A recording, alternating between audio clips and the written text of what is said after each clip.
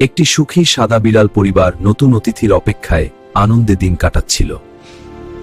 হঠাৎ একদিন প্রসব ব্যথা শুরু হলো। দ্রুত তাকে হাসপাতালে নেওয়া হলো। আল্লাহর রহমতে জন্ম নিল যমজ সন্তান, এক ফর্সা মেয়ে আর এক কালো ছেলে। কিন্তু সময়ের সাথে মা শুধু মেয়েকেই বেশি ভালোবাসতে লাগলেন, অবহেলিত রইল কালো ছেলেটি। অভিমানে একদিন কালো ছেলেটি বাড়ি ছেড়ে চলে গেল। ভালোবাসা না পেয়ে হৃদয় ভেঙে গেল তার।